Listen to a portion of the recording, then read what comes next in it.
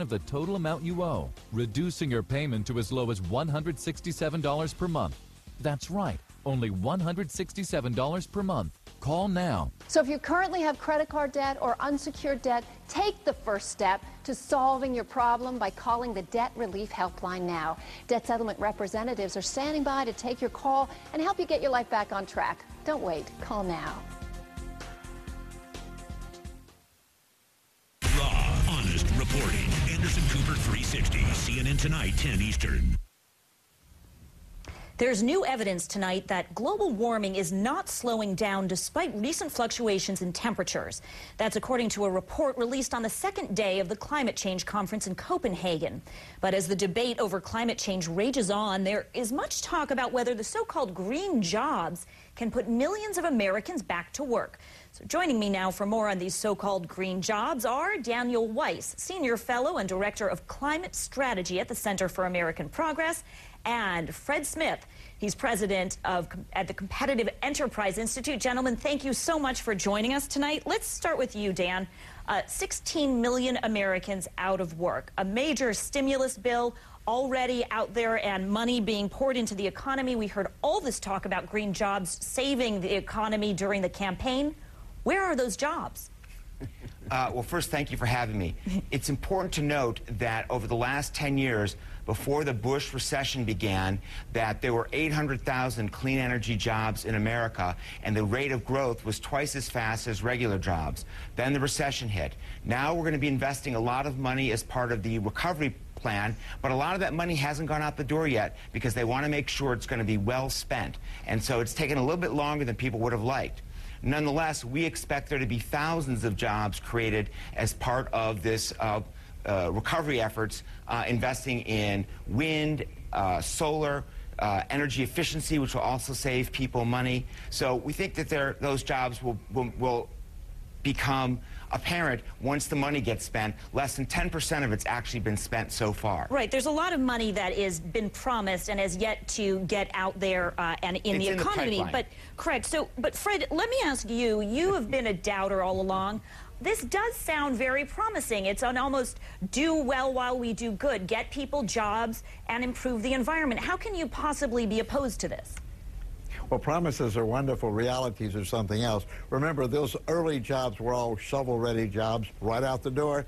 Now we see they were much slower. You know, other nations have tried this green jobs program. Spain is the leader of those programs in Europe. They've spent fortunes on creating green jobs. One of the professors at the Juan Carlos University in Spain did the analysis and found out jobs were created. For every one job created, 2+ jobs, 2.2 jobs were lost.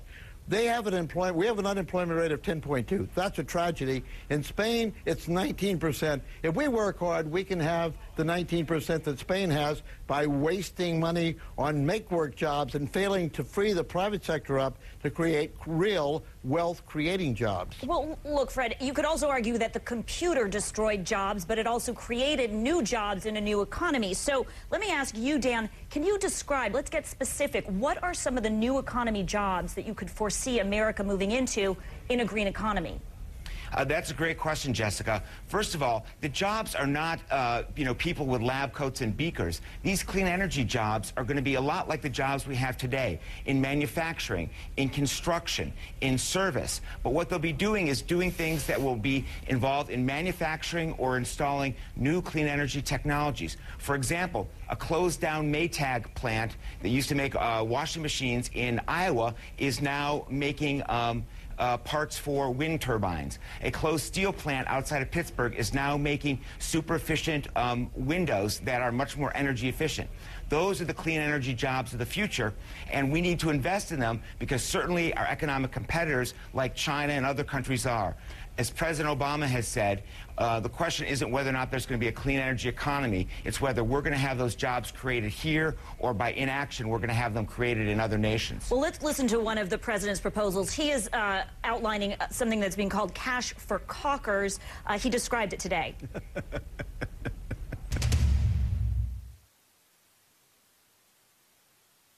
I'm calling on Congress to consider a new program to provide incentives for consumers who retrofit their homes to become more energy efficient. which we know creates jobs, saves money for families, and reduces the pollution that threatens our environment. All right, they say that this program, the supporters, could create or save 600,000 to 850,000 jobs over 2 years. Fred, what do you think of Cash for Cockers?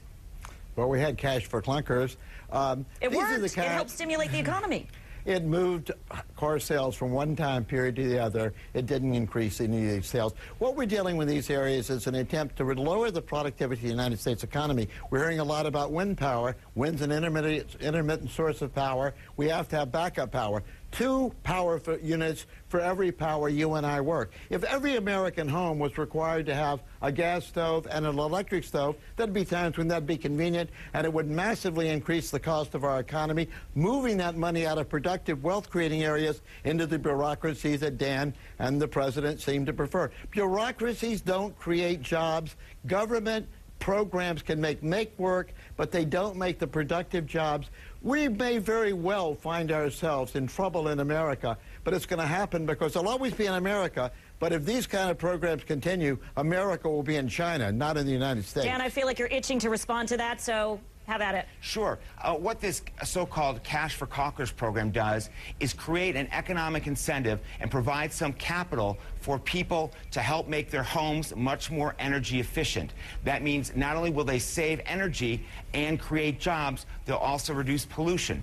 And one of the things, and they'll save money. The way it'll work is that it will help people who work at companies like Home Depot or Lowe's or other companies that sell home improvement materials. It'll also help people in the contracting industry by creating more demand there. And there's been a horrible unemployment in the construction industry. So this program is designed to get people back to work, help make